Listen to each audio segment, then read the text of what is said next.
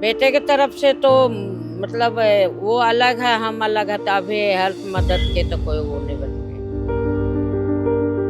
मान कर चलो ये काम करूं तो बहुत तो लेडीज महिला लोग को भी दिक्कत होती है, तो हमें देख के वो भी काम करे।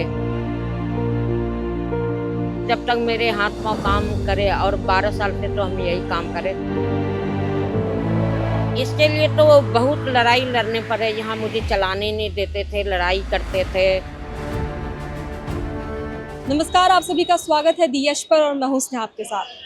सोशल मीडिया आप सभी चलाते होंगे और सोशल मीडिया पर एक मीम भी आप लोगों ने ज़रूर देखा होगा जो कि बहुत वायरल होती है, जहां पर कुछ लोग विमेन बोलते हैं, देन उसके बाद ठहाके लगाकर हंसने लगते हैं।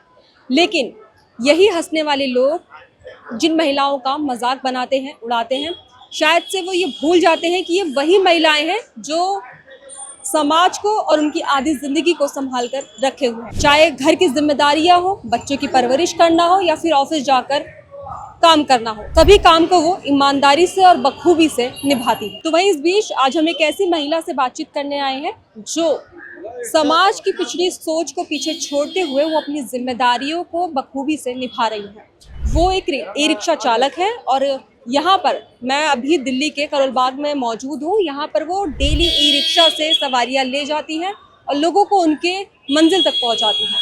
तो वहीं आज हम उनसे बात करेंगे, उनके संघर्ष के बारे में जानेंगे, किस तरह से वो अपनी ज़िंदगी जी रही है, कैसे वो चुनौतियों का सामना कर रही है।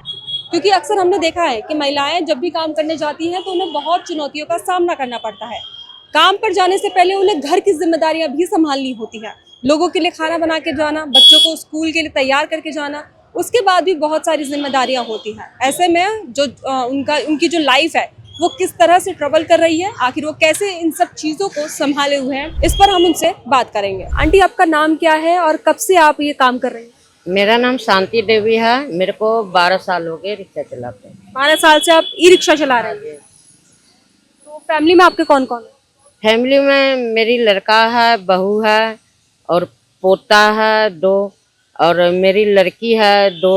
तो एक बड़ी लड़की है, वो विधवा है, वो मेरे साथ रहती है। उनके 2 बच्चे हैं और वो पढ़ाई भी करती है और गंगाराम में प्राइवेट से जॉब करती है। और आपके बेटे क्या करते हैं, बेटे बहू? बहू तो घर में ही होती है, बेटा अपने काम करते हैं। आपके साथ रहते हैं? नहीं, वो अलग है, हम अलग है। तो आप अपने जो घर का जो गुजारा है, जो जरूरतें हैं, वो आप और आपकी बड़ी बेटी कर रही है मिलकर? वो घर की खर्चा मैं करती हूँ और कुछ लड़की करती है, और वो अपना पढ़ाई और बच्चे के पढ़ाई में जो पैसे होते हैं प्राइवेट से ड्यूटी कर रहे उनमें वो लगाती है। तो वो नर्स के कोर्स कर रही है। अभी उसको 2 साल पढ़ाई हो गई, अभी नर्स के कोर्स कर रही है। तो वो अपना खर्चा अपने दोनों बच्चे में और अपने में लगाती है। और छोटी बेटी क्या कर रही है आपकी? छोटे बेटी तो वो अपनी हस्बैंड के साथ रहते हैं। तो वो शादीशुदा है? हाँ, शादीशुदा है। तो मतलब आपकी पूरी फैमिली में अभी देखा जाए तो आप, आपकी बड़ी बेटी और उनके बच्चे हैं, आपके घर में कोई अभी पुरुष नहीं है? नहीं, मेरी लड़की का भी नहीं है और मेरी भी नहीं है। बेटे की तरफ से तो मतलब वो अलग है, हम अलग है, तो अभी हेल्प मदद के तो कोई वो नहीं बनते। तो आप 12 साल से ई रिक्शा चला रही हैं, तो आपने मतलब क्या सोचा कि आपको ई रिक्शा चलाना चाहिए? क्योंकि और भी बहुत सारे काम हैं, जैसे आप कोई खाने का वो लगा लेती, स्टॉल लगा लेती, या फिर कपड़े की दुकान पे किसी दुकान पे काम कर लेती। तो ई रिक्शा किस ख्याल से आपने मतलब चलाना शुरू करा? हम जैसे कि पहले घर में खाना बनाने के काम करते थे, फिर उसके बाद जो है काम हम थोड़ा टाइम टेबल की नहीं हो पाते थे। फिर बच्चे को भी घर में देखना, खाना पीना का, तो थोड़ा आगे पीछे हो जाते थे, तो मतलब थोड़ा दिक्कत हो जाते थे। तो इस वजह से मैं फिर जो है ना, मेरे पास रिक्शा बहुत सारे थे, रिक्शा के गैरेज थे, फिर वो हटा दिए, बेच उच के। फिर मैंने ये जब रिक्शा आए तो मैं यही रिक्शा मैं चलाने लगे। मेरे हस्बैंड को तो 8 साल हो गए, तो मैं उनके सामने से ये रिक्शा चलाती थी। इनमें जो है ना पैसा मतलब रोज और हाथ में हमेशा होता है, जैसे कि हर कुछ के लिए ज़रूरत पड़ते हैं। और मैंने ये भी सोची, अगर मैं मान कर चलो ये काम करूं तो बहुत तो लेडीज़ महिला लोग को भी दिक्कत होती है, तो हमें देख के वो भी काम करे। और हमें थोड़ा इसलिए खुशी होती है, जो बच्चे लोग जो स्कूल के जाते हैं तो हम उनको छोड़ते हैं, गंगाराम के डॉक्टर नर्स है उनको भी छोड़ते हैं, तो वो लोग भी हमारे साथ देते हैं। और हम भी मतलब हम 12 साल से इसी से कुछ काम हम से मुझे इससे ज़्यादा अच्छा लगा करने में। और घर के भी खर्चा बढ़िया चल जाते हैं, और बच्चे लोग भी सब शादीशुदा हो गए, आप सबके बाल बच्चे हो गए, तो हमें किसी को कोई सामान देना लेना होता तो पैसे हाथ में होते तो हम खर्च कर लेते।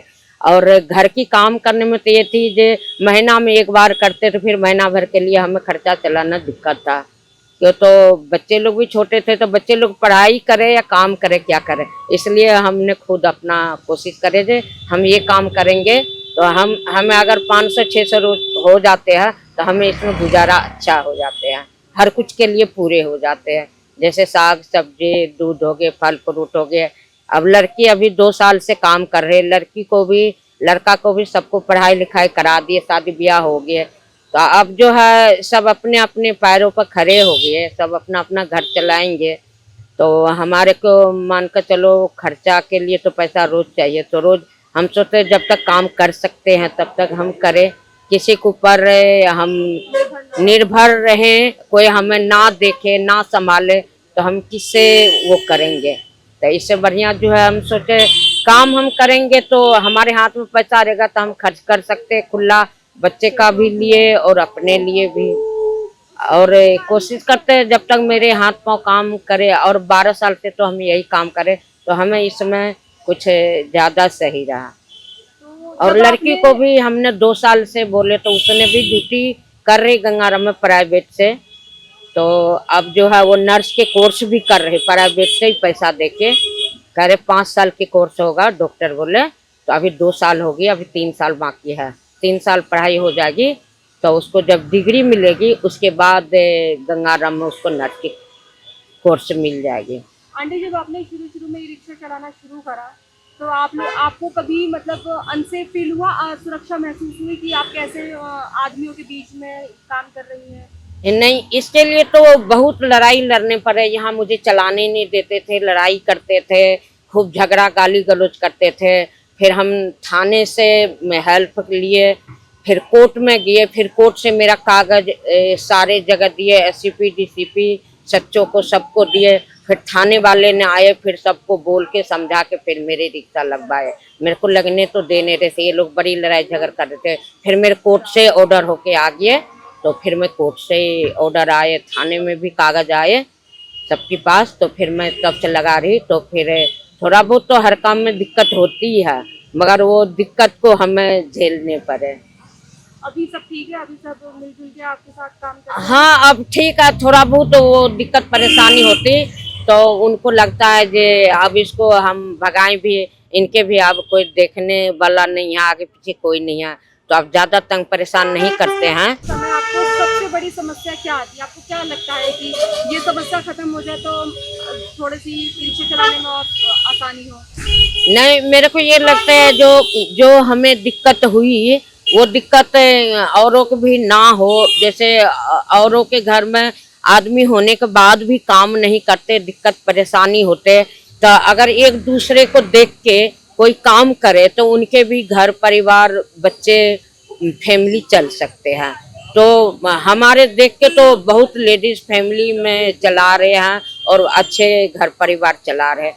तो अब इसमें तो कोई फर्क समझते हैं कुछ लोग जो लेडीज होकर काम करते हैं, पर काम करना कोई गुनाह नहीं है, काम ही तो कर रहे हैं अपने लिए और बच्चे लिए और दूसरे के भला के लिए। तो देखा जाए ये बड़ी हिम्मत वाली बात है कि एक महिला कैसे अपने पूरे घर को संभाले हुए हैं, इस उम्र में भी वो ई रिक्शा चलाकर घर की जिम्मेदारियां संभाल रही हैं, बच्चों को संभाल रही हैं, और इसी के साथ साथ वो अपनी ज़रूरतों को पूरा कर रही हैं। वो किसी पे निर्भर नहीं है, ना ही अपने बेटे पे, ना ही किसी और पे।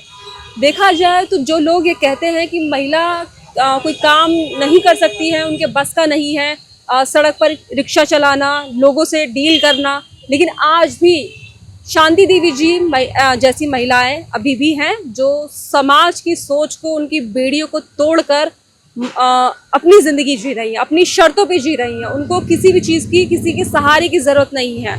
उन्होंने ये बात पूरी साफ साफ कही है कि वो अपने लिए और अपने बच्चों के लिए अकेले सब कुछ कर सकती हैं। आप जब आपने 12 साल हो गए आपको ई रिक्शा चलाते हुए, तो आपके साथ किसी ने कोई बदतमीजी की, किसी आदमी ने कोई बदसलूकी की? नहीं, आदमी लोग मेरे साथ बदतमीजी नहीं करते। अगर मैं देखूं जो मेरे साथ कोई अगर बदतमीजी करेगा कि कुछ उल्टा सीधा बोलेगा तो मैं उसको धमका के रखती हूँ, मैं डरती नहीं हूँ। और दूसरी बात जो है, यहाँ सारे मतलब हमें तो यहाँ हो गया है कम से कम 40 साल हो गए हैं राजेंद्र नगर में, तो हमें सब जान पहचान में ही है। और कुछ टाइम बीच में रिक्शा जब बंद हुई थी तो रिक्शा बंद करवा दिए थे, तो फिर किसी ने चलाने की किसी को हिम्मत नहीं हुई। फिर हमने कोर्ट से भी और थाने से भी परमिशन लेकर के हमने ये रिक्शा के इजाज़त लेके हमने ही चलवाए, तो फिर जा कर के ये रिक्शा चलने लगी। पर बदतमीजी तो नहीं करते, पर हम अपना मतलब से मतलब रखते हैं, हम ज़्यादा किसी से वो नहीं रखते हैं। तो मेरा एक सवाल ये है कि आप अपने काम पे गर्व कब महसूस करती है, कब आपको लगता है कि मैंने आज ये काम किया है, तो उस पर आप मतलब एक अलग ही आपके फेस पे चमक आती है? मतलब मुझे ये लगता है कि जैसे बच्चे अगर पढ़ लिख के आगे तरक्की करे, अच्छे नौकरी करे, अच्छे तरह से खाए पहने वो रहे, तो उससे तो ये लगेगा ना कि हाँ कौन है, किनकी परिवार है, किनके बच्चे हैं। पर हम तो सब बच्चे के लिए भी सोचते हैं। जो जब सुबह सुबह में बच्चे लोग हमारे गाड़ी में बैठते हैं, मैडम लोग जाते हैं, तो हमारे बहुत खुशी मिलती है। जो कल का हमारे बच्चे भी आगे तरक्की करे और बच्चे भी हमारे नीचे ना रहे, ऊंचे पोस्ट पर पढ़ाई लिखाई हर काम में रहे, और हर बंदे जो पढ़ लिख के अच्छे काम करे, पढ़े लिखे, तो कोई मतलब ऐसा ना हो जो कोई नीचे पोस्ट में रहे, सब ऊंचे पोस्ट में रहे। ऊंचे पोस्ट में रहने से पढ़ाई लिखाई हर कुछ से मान सम्मान दर्जा मिलते हैं।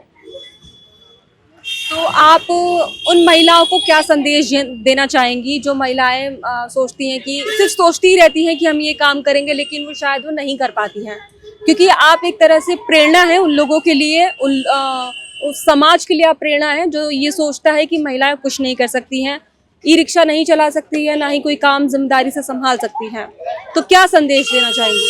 हमारे तो कहना ये है, जो जैसे हमने हिम्मत उठाए, जो हमने बच्चे के शादी ब्याह भी हो गए, मतलब हम नाती पोते वाले हो गए, और हम जिस तरह से काम कर रहे हैं, अब जो समझदार लोग होते वो तो समझते जो कोई बात नहीं, अगर इतने जेंट्स के बीच में लेडीज काम कर रहे तो कोई दिक्कत नहीं है, काम कर रहे। हमें गंगाराम के जो लेडीज जेंट्स होते, डॉक्टर नर्स, वो मुझे सब मेरे गाड़ी में खुश होके बैठते हैं, और बहुत हमारे को उनसे हेल्प मदद होती है।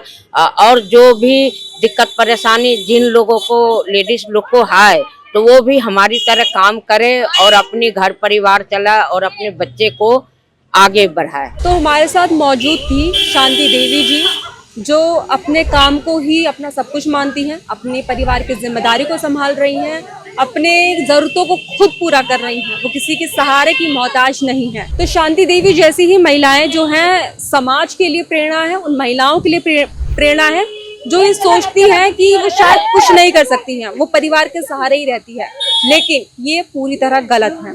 अगर आप कुछ करने की ठान ले तो आप किसी भी उम्र में, किसी भी हालात में आप वो काम कर सकती हैं, फिर चाहे आपकी उम्र कुछ भी हो या समाज आपके बारे में कुछ भी सोचता हो। उन्होंने हमें बताया है कि यहाँ पर काम करते समय उनको बहुत सारी दिक्कतों का सामना करना पड़ा। यहाँ पर बहुत से लोग नहीं चाहते कि वो यहाँ पे काम करे, लेकिन इसके बावजूद वो डट कर सामने खड़ी रही, और आज वो 12 साल से लगातार ई रिक्शा चला रही हैं।